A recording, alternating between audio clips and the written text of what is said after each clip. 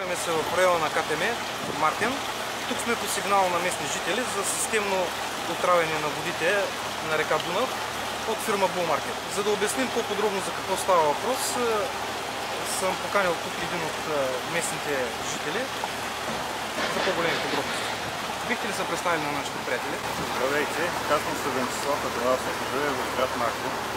Намираме се на километър 484 на българския бряг на река Дунав, в района на КТМ град Русе. Тук е залъсена тръбата на фирма Булмаркет, която произвежда биодизел, и от тая тръба ежедневно по 24 часа на ден се изхвърлят стотици тонове отрови, които директно влизат в река Дунав. Това води до геноцид и бавно, но сигурно умъртвяване на реката.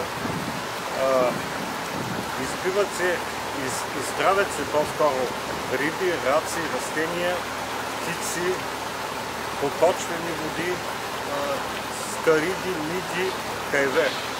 Повече от година българските власти, в лицето на кмета на град Русе, кмета на град Мартин, Министерството на екологията, областна управа, медии са информирани за проблема, но до сега няма никаква реална реакция. Погледнете кадрите, отровите продължават да показват.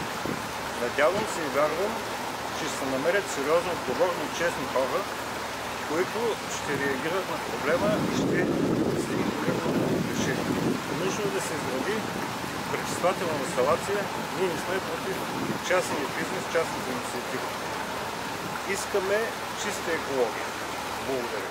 Господа от РИОС, аз съм един обикновен гражданин и с моето 5-минутно разследване стигнах до това да снимам отрови, които се изливат в реката, а също и да усетя острата миризма, която се носи по брега.